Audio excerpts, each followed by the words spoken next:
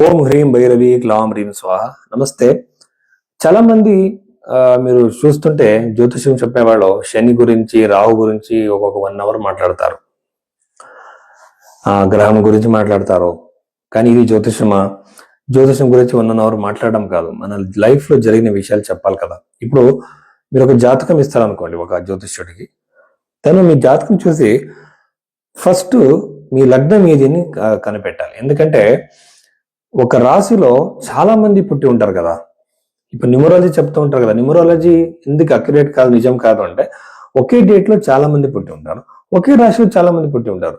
మీ individuality ఎక్కడ ఉందంటే మీ లగ్నంలో. ఆ లగ్నం కనిపెట్టాలంటే పాస్ట్ లో నడిచిన కొన్ని సంఘటనలు చెప్పి మీ లగ్నం ఏజిని కనిపెట్టి పాస్ట్ లో సంఘటనలు అంటే ఒక దశా పీరియడ్ నడిచేటప్పుడు చాలా పాసిబిలిటీస్ ఉంటాయి, ఇండికేషన్స్. ఈ టైం పీరియడ్ లో ఇన్ని సంఘటనలు నడిచేట అవకాశాలు ఉన్నాయి, మీలాంటి జరిగాయా అని అడగాలి. అలాగే జాతకం జతలోనే అరచేయి రేఖలు లైన్స్ అన్ని కంపేర్ చేయాలి. ఇవంటే వెస్టర్న్ పామిస్ట్రీ లాగా హెడ్ లైన్ ఫేట్ లైన్ అలా కాదు. ఇండియన్ పామిస్ట్రీ వేరే రకంగా ఉంది, చైనీస్ పామిస్ట్రీని ఒకలాగా ఉంది.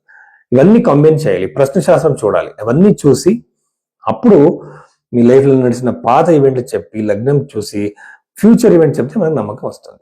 ఇది ఫస్ట్ విషయం. రెండోది వచ్చేసి మనం పరిష్కారాలు చెప్పేటప్పుడు పెద్ద పెద్ద పూజలు, హోమాలు, కాస్ట్లీ జెమ్ స్టోన్స్, కరంగులి మాల, తర్వాత రుద్రాక్షలు చెప్పడం కాదు. ఇవన్నీ జ్యోతిష్యంలో లేవు.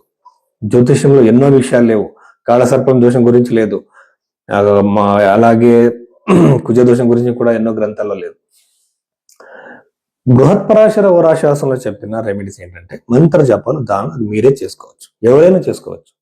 దానివల్ల మన కర్మలో దృఢ కర్మం, అదృఢ కర్మం, ప్రారబ్ధ, సంచిత కర్మంలో కొన్ని మాడిఫికేషన్, కొంచెమే మనకి ఉన్న ఒక ఛాన్సెస్, దాన్ని ఆ రెమెడీస్ చేయడం వల్ల మాడిఫై అవుతుంది కర్మ. అప్పుడు సంఘటనలు చేంజ్ కావచ్చు. అది ఒకటే ఈ పరిష్కారాలకు ఉన్న అర్థం.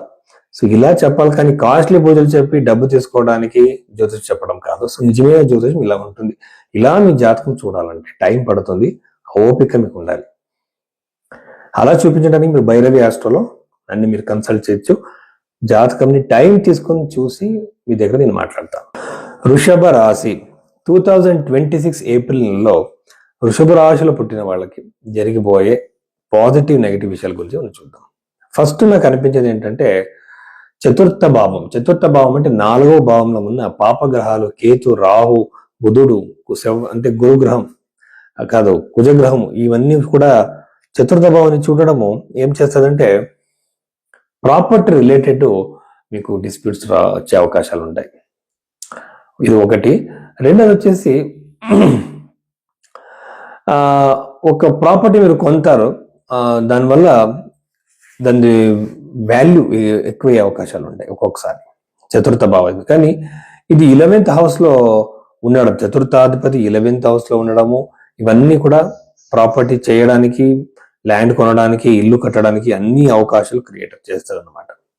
ఈ చతుర్థ భావంలో ఇష్యూస్ ఉన్నా కూడా ఈ టైంలో మీరు రిస్క్ తీసుకుంటే ఒక ప్రాపర్టీ క్రియేట్ అవుతుంది. యూజువల్ గా నేను చూసినట్టు ఇలాంటి టైం పీరియడ్ వచ్చినప్పుడు సైట్స్ ఎక్కువ కొనుక్కుంటారు, అలాగే ఎస్టేట్స్, కృషి భూమిని కొనుక్కునే అవకాశాలు ఎక్కువగా ఉంటాయి అన్నమాట. పంచమ భావం చూస్తుంటే ఖచ్చితంగా సంతానం డిలే అయ్యే అవకాశాలు. ఇప్పుడు సార్ చాలా సంవత్సరాల నుంచి ప్రయత్నిస్తున్నాం సార్ పిల్లల కోసం, యోగం లేదా అని అడుగుతుంటారు. క్షేత్రస్ఫుటం, బీజస్ఫుటం క్యాలిక్యులేషన్ చేయాలి. అది చేయక మనము సంతానం ఎలా ఉంటుందని చెప్పలేము. కానీ ఈ టైం పీరియడ్ లో అవి దాంట్లో సక్సెస్ తగ్గే అవకాశాలు ఈ వృషభ రాశిలో పుట్టిన వాళ్ళకి ఉంది. రెండో భావము అలాగే దశమ భావం రెండు చూస్తుంటే ఖచ్చితంగా ఫైనాన్షియల్ సక్సెస్ ఉంటుంది. ఒక కొత్త జాబ్ దొరకచ్చు. ఇప్పుడు మీరు రీసెంట్ గా ఏదైనా ఇంటర్వ్యూ ఇచ్చారా, అక్కడ మీకు సక్సెస్ ఉండే అవకాశాలు ఉన్నాయి. ఎక్కడైనా మీరు జాబ్ కి ట్రై చేస్తున్నారా, అక్కడ సక్సెస్ ఉండే అవకాశాలు ఉన్నాయి. క్యాంపస్ సెలక్షన్ అవకాశాలు ఎక్కువగా ఉన్నాయి. ఇలాగా ఈ వృషభ రాశిలో పుట్టిన వాళ్ళకి జాబ్ రిలేటెడ్ పెద్ద ఒక సక్సెస్ కనబడుతుంది. అలాగే 11వ భావంలో ఉన్న గ్రహాలు చూసినా కూడా చేస్తున్న బిజినెస్ లాభం ఎక్కువగా ఉంటుంది. అప్పుల నుంచి బయటపడే అవకాశాలు, గురుగ్రహం 2వ ఇంట్లో ఉన్నాడు కాబట్టి ఇప్పుడు సార్ చాలా అప్పులు అయిపోయాయి సార్, ఎందుకు ఇలా జరుగుతుంది, నేను ఎప్పుడు బయటపడతాను అడుగుతుంటారు. ఒకే రోజులో ఎవరు బయటపడలేరు, కానీ ఒక మార్గం దొరకాలి కదా. ఇప్పుడు అప్పుల నుంచి మీరు బయటపడడానికి ఏదైనా ఒక మార్గం దొరకాలి. సో అలాంటి ఒక మార్గం ఏదో ఒక మనిషి కావచ్చు, ఒక ఆలోచన కావచ్చు, ఒక ఆపర్చునిటీ రావచ్చు. అలాంటి అవకాశాలు మీకు ఈ వృషభ రాశిలో పుట్టిన వాళ్ళకి అతి ఎక్కువగా ఉంటాయి అన్నమాట ఈ టైం పీరియడ్ లో. కెరియర్ లో కూడా చాలా పాజిటివ్ చేంజెస్, అలాగే దూరం అంటే ఆ, విదేశంలో జాబ్ వెతుకుతున్న వాళ్ళకి చాలా చాలా పాజిటివ్ గా ఉందన్నమాట ఈ ఒక టైం పీరియడ్. సో అది కాకుండా మా పెళ్లికి సంబంధించిన మాత్రం చాలా కొంచెం డిలే అని చెప్పొచ్చు. ఎక్కువ డిలే కాకపోయినా వచ్చిన సంబంధాలు మిస్ అయ్యే అవకాశాలు, మంచి సమయాలు రాకపోవడము, ఇలాంటి టెన్షన్స్ అన్ని ఈ వృషభ రాశిలో పుట్టిన వాళ్ళకి ఉంటుంది. అలాగే ఫైనాన్షియల్ ప్లేస్ లో గురువు ఉన్నాడు కాబట్టి ఫైనాన్షియల్ పరంగా బాగుంది. పెళ్లి మాత్రం జరిగే అవకాశాలు ఉన్నాయి. ఒకే ఒక ప్రాబ్లం ఏంటంటే ఆరోగ్యానికి సంబంధించిన విషయాలకి హాస్పిటల్స్ ఎక్కువగా వెళ్లాల్సిన అవకాశం ఛాన్సెస్ ఉంటుంది.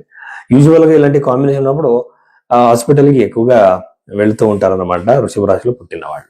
సో ఇన్ని విషయాలు వృషభ రాశికి సంబంధించినవి.